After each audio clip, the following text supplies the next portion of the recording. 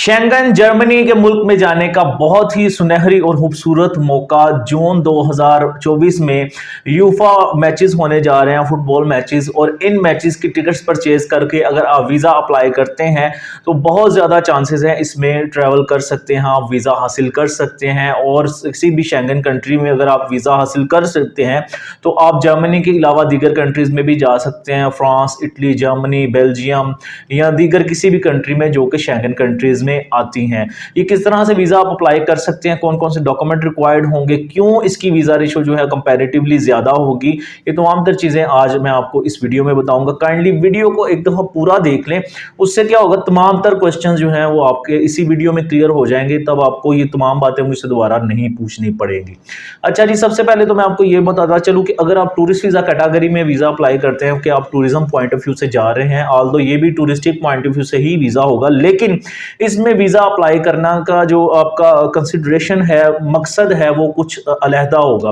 For example आप किसी country में टूरिज्म के लिए जाते हैं तो आप just touristic point of view के लिए ही जा रहे हैं, लेकिन इसमें चूंकि यूफा मैचेस होने जा रहे हैं फुटबॉल के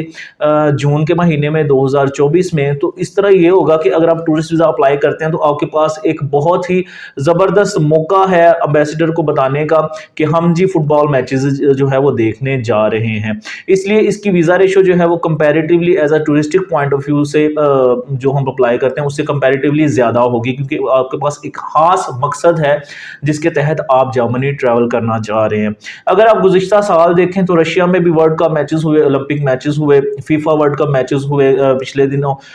कतर में, लेकिन ये यूफा मैचेस हैं जो कि शेंगन कंट्री यानी कि यूरोप में मुनक्किद किए जाते हैं। फुटबॉल मैचेस हैं जून में जो है ये मैचेस जो है वो स्टार्ट होंगे।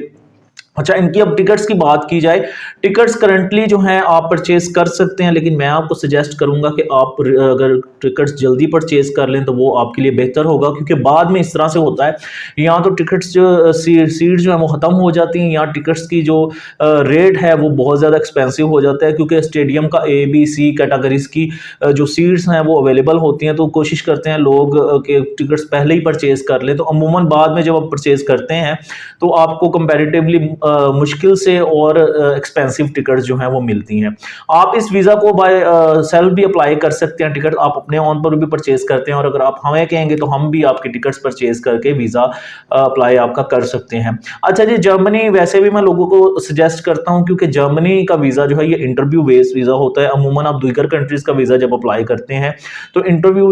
बेस्ड वीज़ा ना होने के बायस एम्बेसडर कोई भी क्रॉस क्वेश्चन आपसे नहीं पूछ सकता, इस वजह से बाज़ का वीज़ा रिजेक्ट हो जाता है। लेकिन जर्मनी में ऐसा नहीं है, जर्मनी का क्योंकि इंटरव्यू बेस्ड वीजा है तो आप एम्बेसडर को कन्विंस कर सकते हैं। सेकेंडली, अगर कोई शख्स पहले ही कतर में मैचेस देखने गया है, उनके पास फैन आईडी मौजूद है, या रशिया में वर्ल्ड कप मैचेस देखने गए हैं वो, तो उससे ये होगा कि आपके वीजा लगने के चांसेस और ज्यादा होंगे, क्योंकि एक आपका रिकॉर्ड बन गया है कि आप पहले ही ओलंपिक मैचेस या इस तरह के दीगर मैचेस देखने जा चुके हैं। इस वजह से आप वाकई में मैचेस देखने जा रहे हैं तो आपको वीजा लगने के चांसेस बहुत ज्यादा होंगे।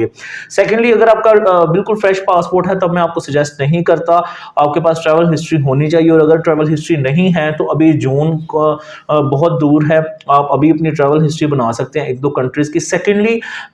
टिकट्स परचेज करने के बाद जर्मनी की जो अपॉइंटमेंट है इसका इशू पहले ही चल रहा है। अगर अभी आप अपॉइंटमेंट बुक करते हैं तो तकरीबन 2 महीने के बाद की अपॉइंटमेंट मिल रही है, 1 से 1.5 महीने बाद की। सबसे पहले हम टिकट्स परचेज करेंगे मैचेस की, और उसके बाद आपकी अपॉइंटमेंट बुक करेंगे। अपॉइंटमेंट के बाद आपका इंटरव्यू होगा, इंटरव्यू के बाद आपकी अगर वीजा लगता है तो 3 माह की वैलिडिटी के साथ आपके टूर प्लान के हिसाब से ड्यूरेशन ऑफ स्टे जो है आपको इशू किया जाता है वीजा पर। बहुत ही जबरदस्त चांसेस है, अगर आपको कुछ बातें नहीं समझ आई, जो मैंने वीडियो में नहीं बताई या कुछ रह गई हैं, तो आप मुझे इस दिए गए नंबर पर ऑफिस टाइम पे कांटेक्ट कर सकते हैं। लेकिन इस मौके से आप जरूर इस्तेफादा हासिल करें, इस मौके को हरगिज ना छोड़ें अगर आप शेंगन कंट्री में जाना चाहते हैं तो, क्योंकि इससे आपकी वीजा रेशो बहुत अच्छी हो जाएगी, वीजा आसानी से लग जाएगा और आपके पासपोर्ट की वर्थ जो है वो डेफिनेटली बढ़ जाएगी। आप हमें कांटेक्ट कर सकते हैं ऑफिस टाइम पे सुबह 9 से लेकर 5 बजे तक। एक नई वीडियो के साथ आपके सामने दोबारा हाजिर होंगे, तब तक के लिए खुदा हाफिज।